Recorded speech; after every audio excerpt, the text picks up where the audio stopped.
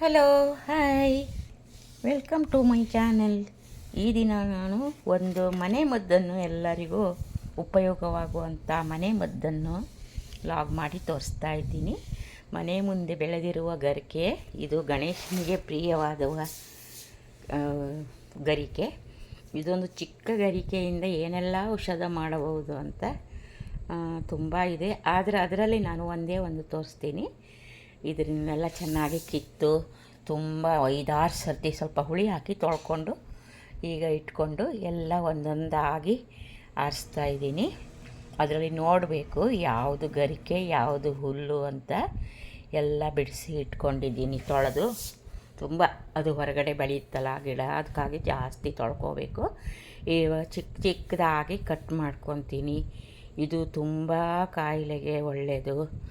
ಮೊದಲಿಗೆ ಹೇಳಬೇಕಂದ್ರೆ ಇದು ಸ್ಕಿನ್ನಿಗೆ ತುಂಬ ಒಳ್ಳೆಯದು ಮತ್ತು ರೋಗ ನಿರೋಧಕ ಶಕ್ತಿ ಹೆಚ್ಚಿಸ್ತದೆ ಅಂತೆ ಡಾಕ್ಟ್ರ್ ಕೇಳಿದ್ದೆ. ಆಮೇಲೆ ವೆಯ್ಟ್ ಲಾಸಿಗೂ ಒಳ್ಳೆಯದಂತೆ.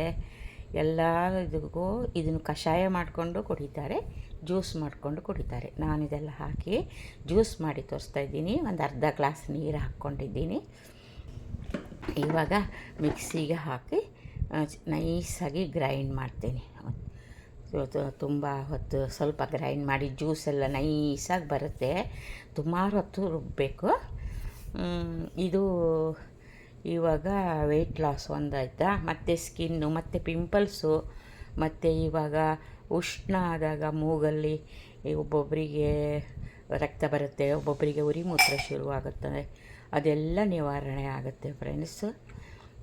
ನಾನು ಕೇಳಿದ್ದೆ, ಡಾಕ್ಟ್ರ್ ಕೇಳಿದ್ದೆ. ಹಾಗಾಗಿ ಇದನ್ನು ಮಾಡಿ ತೋರಿಸೋಣ ಅಂತ ಆಯಿತು. ಚೆನ್ನಾಗಿ ನೋಡಿ ಎಷ್ಟು ಗ್ರೀನ್ ಕಲರ್ ಬಂದಿದೆ. ಜ್ಯೂಸು ತೆಗೆದು ಇದ್ದೀನಿ ಒಂದು ಗ್ಲಾಸ್ಗೆ. ಇವಾಗ ಗಟ್ಟಿಯಾಗಿ ಜ್ಯೂಸ್ ಬಂದಿದೆ. ಸ್ವಲ್ಪ ನೀರು ಮತ್ತೆ ಬೇಕಾದರೆ ನೋಡಿ ಗ್ರೀನ್ ಕಲರ್ ಆಗಿದೆ, ಆ್ಯಡ್ ಮಾಡಬೇಕು.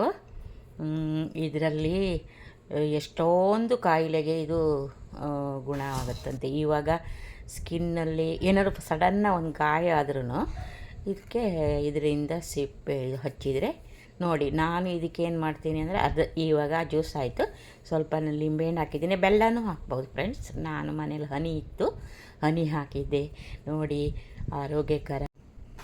ಆರೋಗ್ಯಕರವಾದ ಒಂದು ಮನೆಯಿಂದಲೇ ತಯಾರು ಮಾಡುವಂಥ ಚಿಕ್ಕ ಗರಿಕೆ ಹುಲ್ಲಿನಿಂದ ಮಾಡುವಂಥ ಜ್ಯೂಸು. ಇದನ್ನು ನೀವು ವಾರಕ್ಕೆ 2 ಬಾರಿ ಕುಡಿದು ನೋಡಿ ಅದರಿಂದ ಎಷ್ಟು ಬೆನಿಫಿಟ್ ಇದೆ ಅಂತ. 2 ಬಾರಿ ಕುಡಿದ್ರೆ ಸಾಕು, ದಿನ ಕುಡಿಬೇಕಂತ ಏನಿಲ್ಲ. ಮತ್ತು ಇದು ಕುಡಿದು ಉಷ್ಣಾಂಶ ಎಲ್ಲ ಹೋಗುತ್ತೆ.